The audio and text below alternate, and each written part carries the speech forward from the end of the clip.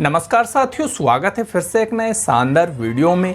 हमारे बिहार में एक सब्सक्राइबर है, वो हमसे पूछते हैं कि एक प्राइवेट स्कूल कैसे खोला जाता है, यानी कि एक प्राइवेट स्कूल स्टार्ट कैसे किया जाता है। तो आज इस वीडियो में मैं आपको बताऊंगा फुल प्रोसेस एक प्राइवेट स्कूल खोलने की।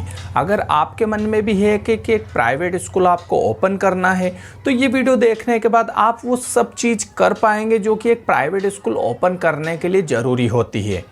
प्राइवेट स्कूल खोलने का मतलब ये नहीं होता है कि केवल हम गवर्नमेंट से परमिशन ले ली, या तो फिर हमने एक बिल्डिंग किराए पे या फिर अपनी खुद की बिल्डिंग डेवलप कर ली और वहाँ से हम बच्चे पढ़ाने लग गए हैं, या फिर कोचिंग जैसा एक सिस्टम कर लिया और हम प्राइवेट स्कूल खोल के बैठ गए हैं। ये बिल्कुल नहीं होता है। जब हम प्राइवेट स्कूल खोलने की बात करते हैं, एक स्कूल ओपन करने की बात करते हैं, तो उसमें वो सब चीज़ आ जाती है जो कि यार एक स्कूल खोलने के लिए ज़रूरी हो जाती है। क्योंकि एक स्कूल खोलना काफ़ी नहीं होता है, उसके साथ वहाँ पर स्टूडेंट लाना, उनके लिए प्रचार प्रसार करना और साथ ही एक स्कूल का मैनेजमेंट, ये सब चीज़ें ज़रूरी हो जाती है। तो ये सब चीज़ें आज इस वीडियो में मैं बताऊंगा अपने 10 साल के एक्सपीरियंस के बदौलत। नमस्कार दोस्तों, मेरा नाम है श्रवण कुमार चंदेल और मैं पिछले 10 ईयर्स से स्कूल फील्ड में काम कर रहा हूँ as a director, as a principal, और आपके सामने शेयर करता रहता हूँ कि एक प्राइवेट स्कूल को कैसे रन किया जाता है, कैसे स्टार्ट किया जाता है।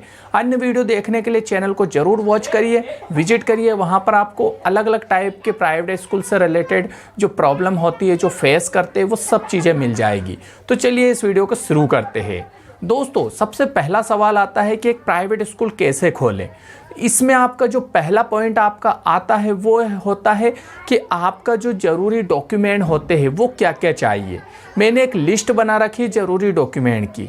अगर आपको एक प्राइवेट स्कूल रन करना है तो सबसे पहले आपको एक फ़ाइल बनानी पड़ेगी, आपको एक डॉक्यूमेंट की पूरी डॉक्यूमेंटेशन कंप्लीट करना पड़ेगा, क्योंकि आपको प्राइवेट स्कूल गवर्नमेंट से अथोराइज्ड करवाना पड़ेगा, मान्यता लेनी पड़ेगी, परमिशन लेनी पड़ेगी। उसके लिए जो ज़रूरी डॉक्यूमेंट होते हैं, हम यहीं से शुरुआत करते हैं। उसके लिए आपको जो सबसे ज़्यादा रिक्वायरमेंट रहेगी वो रहेगी एक फर्म, एक सोसाइटी का रजिस्ट्रेशन। उसके लिए आपको आपके जो स्टेट है या फिर आपकी जो कंट्री है, वहाँ का जो कंपनी, जो रजिस्ट्रार होता है, जो फर्म होती है या फिर जो सोसाइटी पंजीयन करते हैं, वहाँ पर आपको जाना पड़ेगा और रजिस्ट्रार के पास जाकर अपनी एक फर्म वहाँ पर बनानी पड़ेगी, एक सोसाइटी बनानी पड़ेगी, जिसमें आपके मिनिमम 7 मेंबर होने चाहिए। अगर आप एक सोसाइटी बना रहे हैं, फर्म बना रहे हैं, अगर आप एक लिमिटेड कंपनी बना रहे हैं या फिर पार्टनरशिप फर्म बना रहे हैं, पार्टनरशिप कंपनी बना रहे हैं, तो उसमें भी मिनिमम कुछ रिक्वायरमेंट रहते हैं, जैसे कि 2 मेंबर ज़रूरी हो जाते हैं। तो इस टाइप से आपको एक फ़र्म चाहिए, उसका रजिस्ट्रेशन चाहिए। दूसरा, आपके पास होना चाहिए कुछ ज़रूरी डॉक्यूमेंट, जैसे कि आपके जो प्रिंसिपल कौन होने चाहिए, टीचर कितने होंगे, तो उनके सभी के डॉक्यूमेंटेशन चाहिए आपको। उनके जो मार्कशीट होती है, जो रिज़ल्ट होता है, वो चाहिए आपको।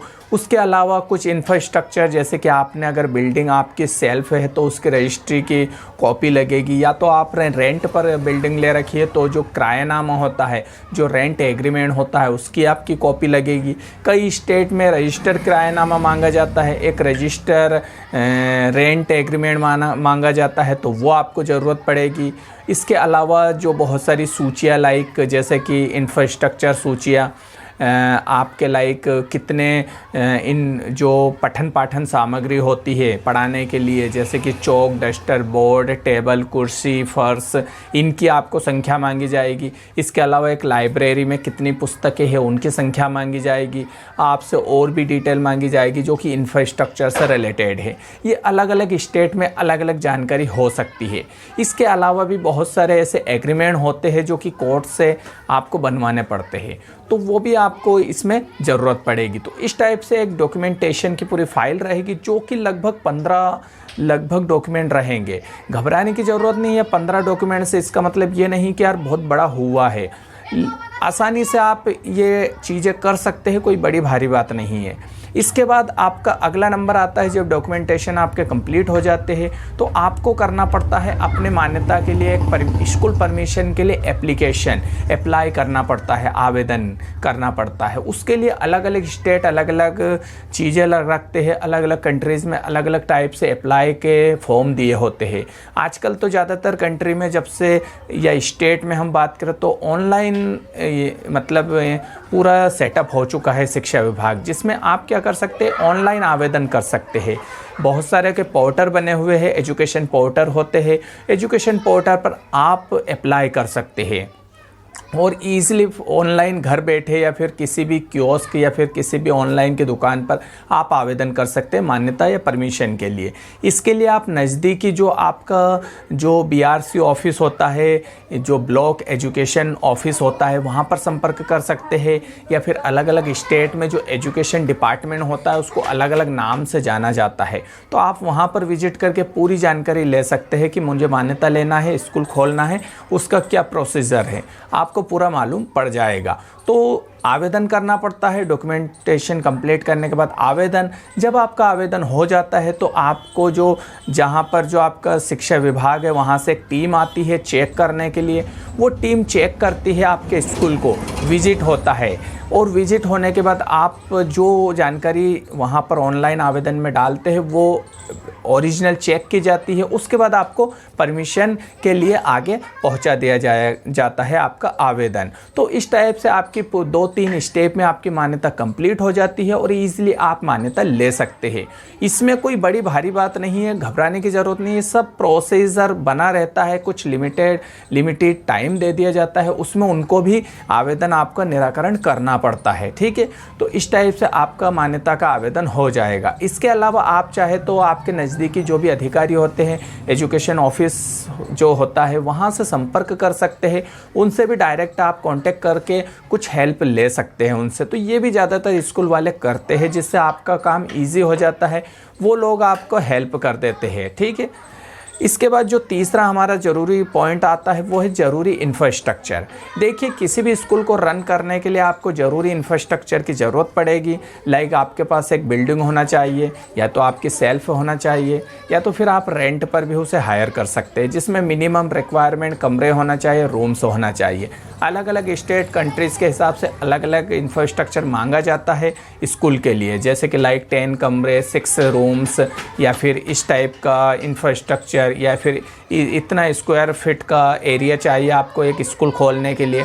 तो इस टाइप से अलग अलग चीज़ें रहती है। तो आप वो नज़दीकी जहाँ भी आपका एजुकेशन ऑफिस है वहाँ पर जाके ये मालूम कर सकते हैं कि कितना रिक्वायरमेंट ज़रूरी होता है एक प्राइवेट स्कूल खोलने के लिए। ठीक है, पूरी चीज़ें मालूम पड़ जाएगी।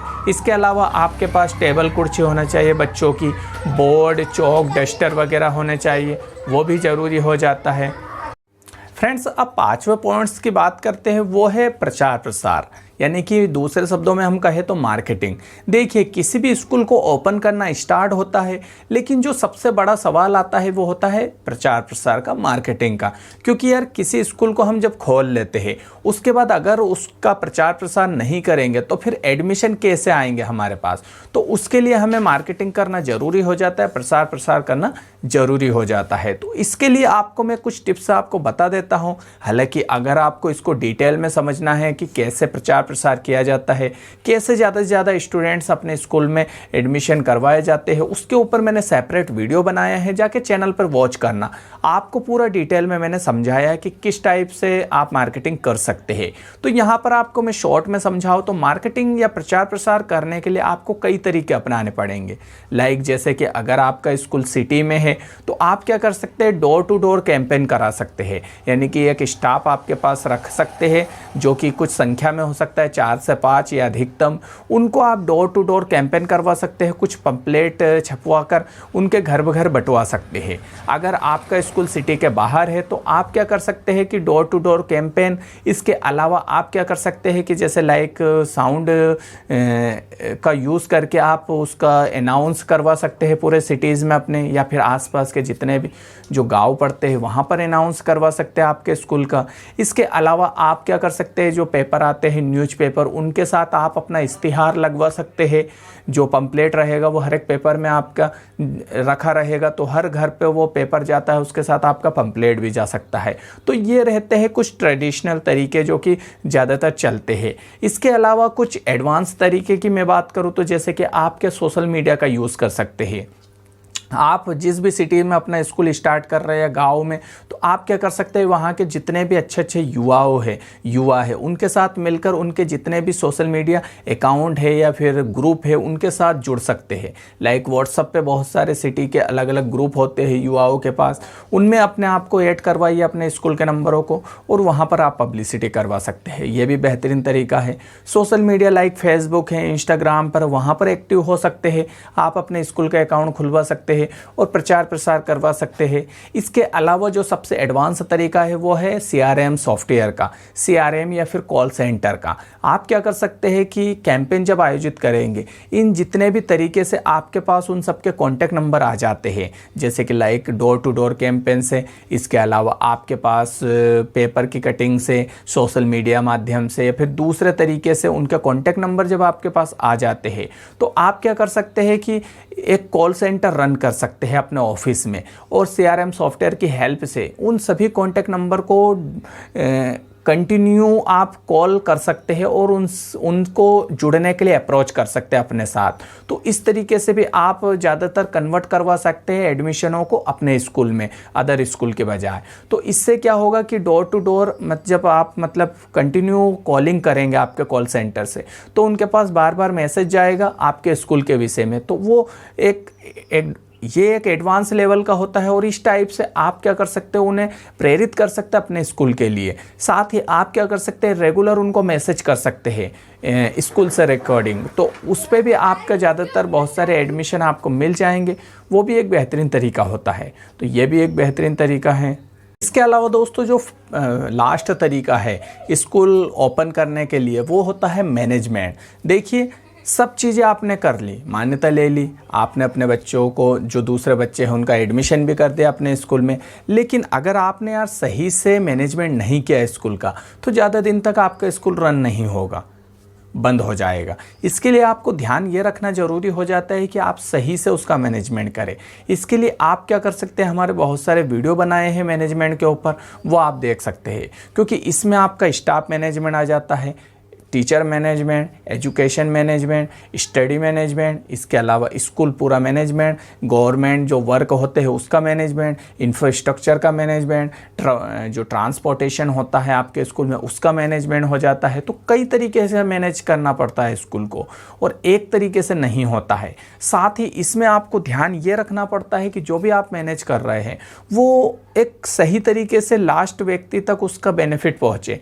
यानी कि अगर आप स्टडी मैनेजमेंट कर रहे हैं तो एक लास्ट तक के जो स्टूडेंट हैं, जो कमज़ोर स्टूडेंट है, उस तक आपका जो मैसेज है वो पहुंच पाए और उसका स्तर ऊपर उठ सके। अगर आप टीचर मैनेजमेंट कर रहे हैं तो लास्ट टीचर तक आपका मैसेज पहुंचे और वो अच्छे से मेहनत करें स्कूल को आगे बढ़ाने के दिशा में। तो इस टाइप से कई मैनेजमेंट होते हैं, लेकिन अब इस वीडियो में ये सब बताना संभव नहीं हो पाता है। आप कमेंट करना, मैं इसके ऊपर मैनेजमेंट के ऊपर अलग से वीडियो बनाऊंगा। साथ ही मार्केटिंग के ऊपर भी या फिर प्रचार प्रसार के ऊपर वीडियो बनाया जा सकता है।